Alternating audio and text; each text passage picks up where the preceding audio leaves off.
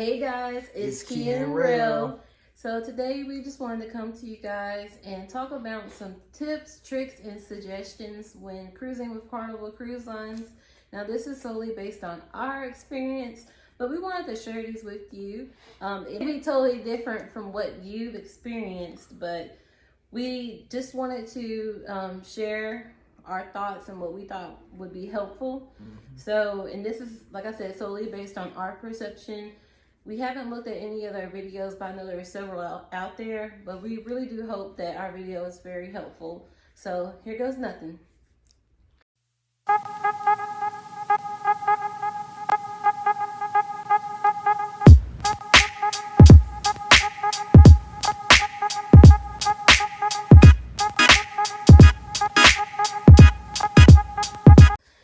Number one, make sure you have all the IDs and documentation that you need before you get on the cruise. Now this includes your IDs such as driver's license, passports, birth certificates. Make sure you have your boarding passes, and make sure you have everything that you need before you head out for your cruise.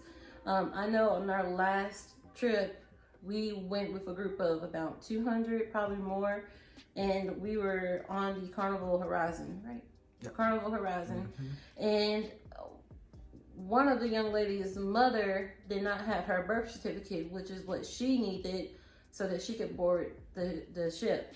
Luckily, the daughter checked with her before we left from North Carolina to Miami to see if she had everything. And thankfully she did that, because she would have got down there and would not have been able to board the ship. So luckily they were able to run to the house and go get it. Definitely make sure you have all of your documents that you need. That way you're not trying to figure out what you're going to do or you aren't able to board the ship. All right, number two, and this is another suggestion, it's go early. So you definitely want to go early, just to make sure you're on time, because things can happen. You know, something might happen when you're on the road, you get a flat tire, something might happen with your plane. So, I mean, this is pretty common sense, but definitely go early. And I like to say go early because sometimes you're able to board the ship sooner than you thought you could. So, for instance, your boarding time may be like 12 p.m., but you're there at 10 a.m., and they may just let you on so you get to enjoy the ship earlier, get settled in. Now, this is not always the case. Sometimes they're very strict on when you can board. If your boarding is 2 o'clock, they may say, I'm sorry, you can't board until 2 o'clock. But in our experience, we've never been told to wait. We've always been able to board the ship right away, but we usually arrive close to our boarding time. But I think one time when we went on the Carnival Elation, we got there like 2 hours early, and they let us board, and we were on the ship just enjoying ourselves.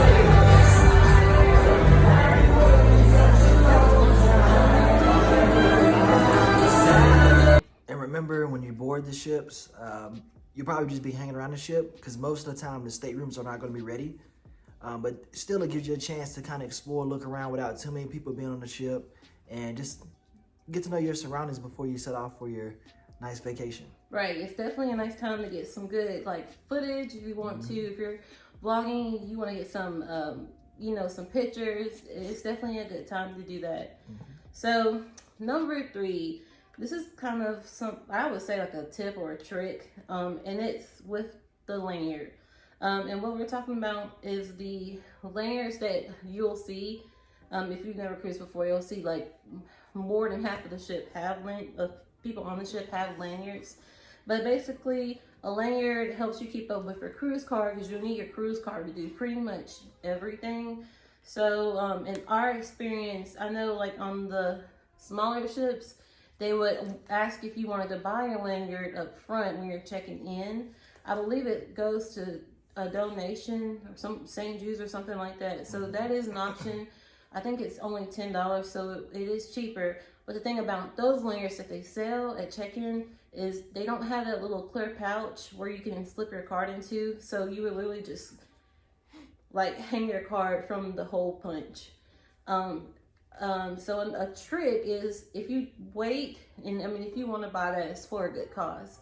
But if you wait until you're like boarding the ship, they're going to be actually selling some lanyards, and these lanyards are very nice. They're really long. They have like a little they usually have like a little charm, and you can put like a picture there. It's really cute, but they have that clear pouch. I suggest you getting one then, because in our experience, now this has not always been the case, but in other experiences, those lanyards, the price usually increased. I think they would be like $12 when you first start getting on the ship. And then, you know, during the cruise, if you go and buy them from the store, they're like $17. Now, I will say though, on our last trip was the Horizon, right? Right. The Horizon, they actually had them for sale throughout the trip for the same price that they were when you checked in. And like I said, very nice. But you'll definitely want a lanyard to keep up with your card. It's just simple. I mean, I usually put my driver's license in there too, because when I get off the ship, you'll need your driver's license and your ship card. More than likely, that's all you'll need. So it's just nice to be able to keep up with that, and it just, you know, hangs from your neck. It's just easy to grab it or scan it. So definitely get a lanyard. You don't want to have to worry about carrying your card around in your pocket and losing it. So yeah, I could say great investment. One way I used it was on our last trip. We actually cruised out to Jamaica, and I had my GoPro, and I forgot to bring my chest strap that I normally wear. And we actually did Dunn River Falls. I was like, dang, I want to carry this camera up Dunn River Falls, because they didn't want you to have, they didn't want you to have anything in your hands, because it's a waterfall. So if you lose it, it's going down. They don't want you endangering yourself or anybody else. That lanyard saved my life, because I put it on and I made a makeshift GoPro carrier, which actually worked out pretty well. Just put the GoPro in there, zipped it up. It's a pretty big size lanyard and pouch they give you. So that saved my bacon during that trip. So we got some pretty decent footage and photos at that time. But the lanyard gets a thumbs up for me, because at first I didn't want one. I didn't want to spend the money. But I tricked them into getting one. Yeah, and it's definitely worth it. So definitely get you a lanyard. All right, so number 4, this is kind of like a trick. So this is dealing with the elevators. Now, if you've cruised before, you know how stressful those elevators can be, especially on some of the older cruise ships. The elevators are very slow. They get crowded. It can be sometimes really uncomfortable. Now, it's pretty neat though on the newer cruise ships, like such as the Horizon, I think the Vista and the Breeze. So you have to select where you're going on the outside. You can't select any buttons once you're on the inside of the elevator. Now, I noticed this trick, and it's probably bad, but I noticed that on those newer ships where the buttons are on the outside, if you press where you're trying to go multiple times, I feel like the elevator won't stop on the prior floors before it gets to you as much, because it thinks there's going to be more people boarding on the elevator, so it won't stop as much. And I tried this, and it felt like it worked for me, as opposed to just pushing it once and then having to ride up each floor, letting people get on, letting people get off. So, I mean, it's probably not suggested. I mean, if you can take the stairs, take the stairs. It's definitely a good workout, especially after eating all that food. I mean, you definitely need to work out after eating all that food, and the steps are a great way to burn some calories. But the elevators can be very frustrating, especially when they're loading on that luggage, because some of them, I would say they stop 50% of them so that they can get luggage on and off. So it's just a trick. I think it works for me. I don't think Jarrell thinks it works, but to be honest, I think it's how the elevators are supposed to work. There's actually a video, an instruction guide that'll tell you how to use the elevators, the best way to get the most out of it, because like you said, there are no buttons on the outside. So once you get inside, if you ain't pressed nothing and you just hopping onto somebody else's elevator, you don't know what floor you're going to. Right. So let's say I was outside the elevator and I wanted to go to deck 12. I clicked on 12 and I walked away. If somebody comes up and they're like, oh, let me just hop on this elevator, it's here, and they want to go to deck 4, they want to go down, guess what? They don't know where they're going. They go to deck 12 because that's what I pushed. So unless you're clicking the buttons on the outside, you're not going to get to where you want to get. So I try to get a link and a link to the video of the actual instructions for you. But that's definitely what it is. So enjoy it. All right, so number 5, this is a suggestion. So it has to do with gratuity.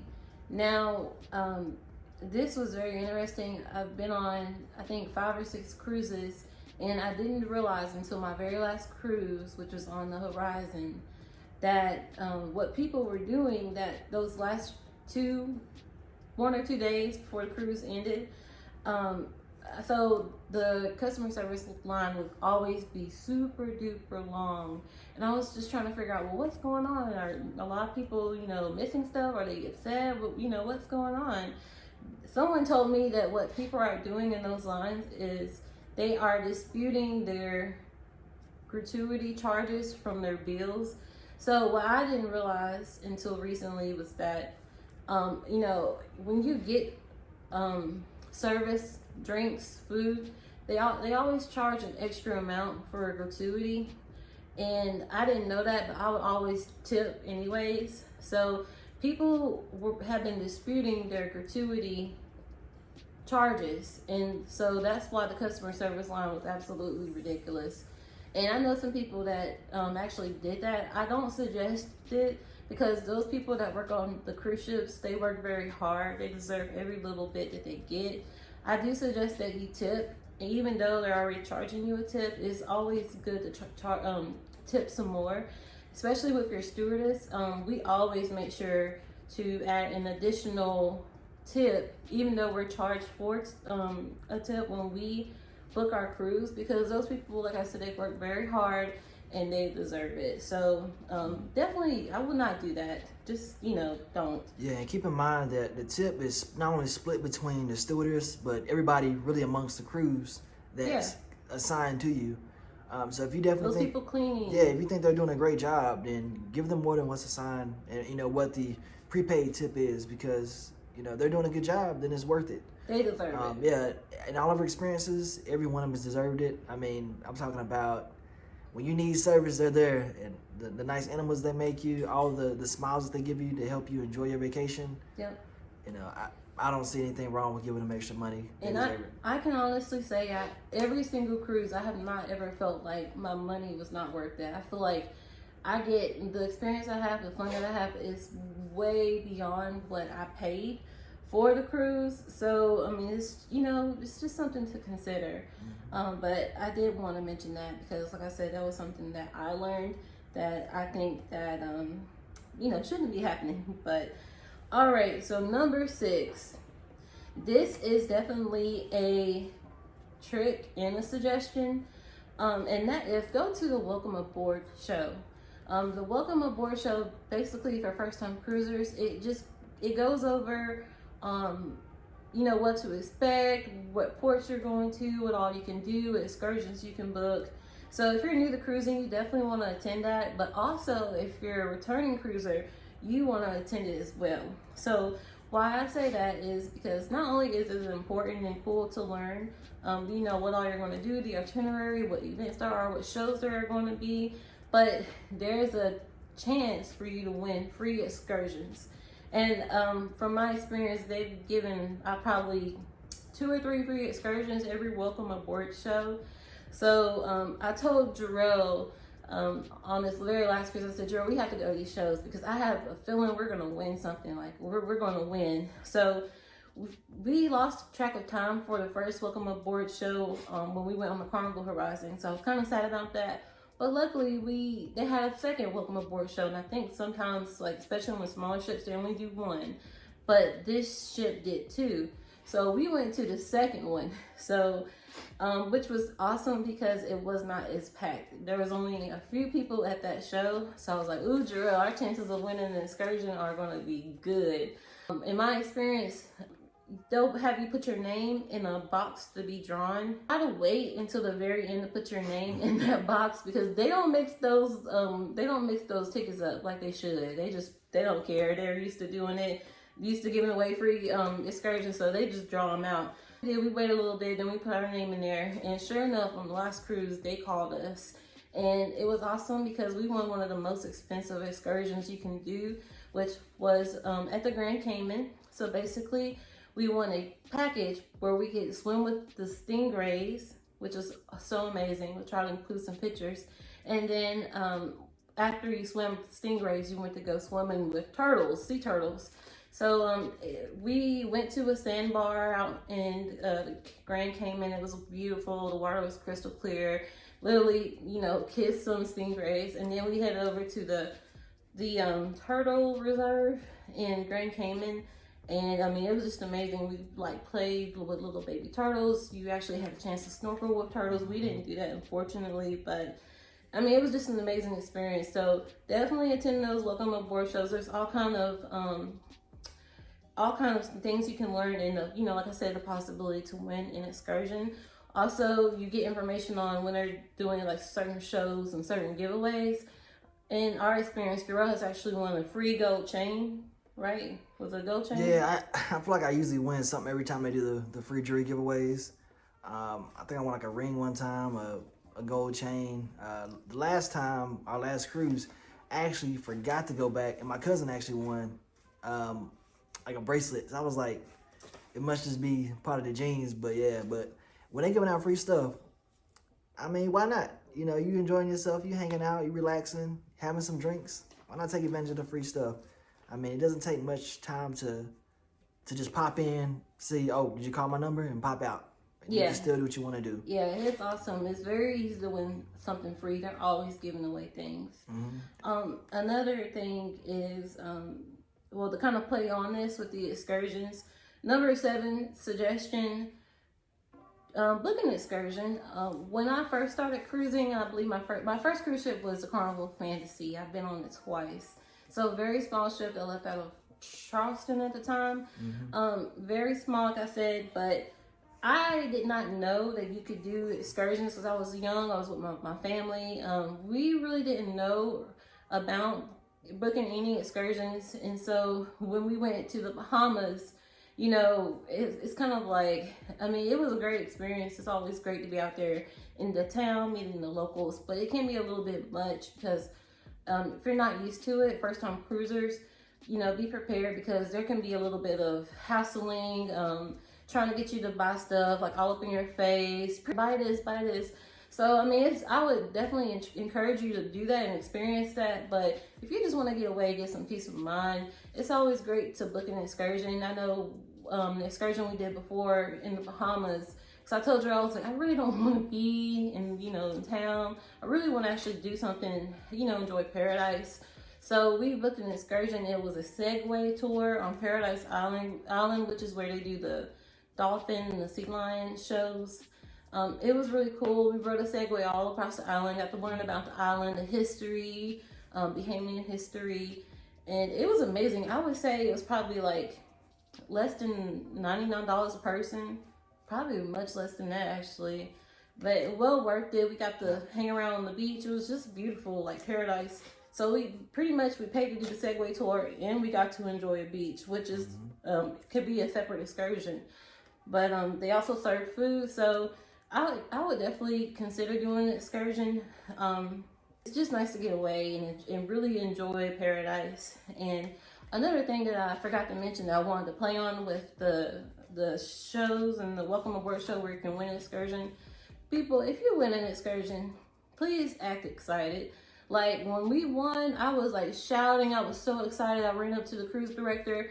But I swear, every single time, there's always multiple people that when they win an excursion, it's like they could care less. Like they just walk up there, get their little voucher and sit back down. When you got people like, people wishing that they can actually go on these excursions. Some people can't afford to do excursions. You know, they can barely afford to be on the cruise ship.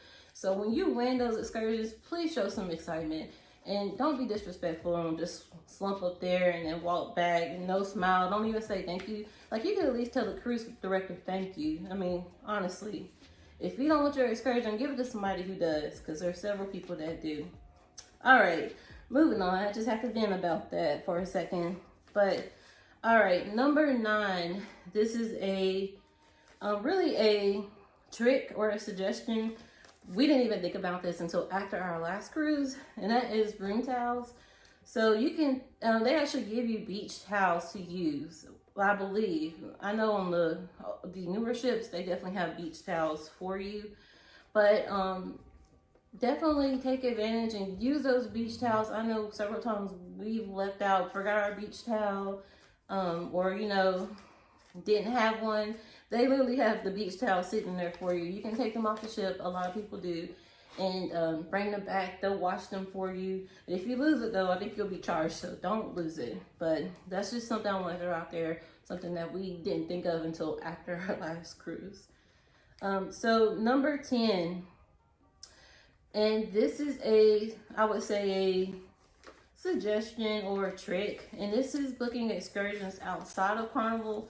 Now, I love Carnival, and definitely don't want to take away from their excursions. Their excursions are, from what I've seen, very safe, very accurate.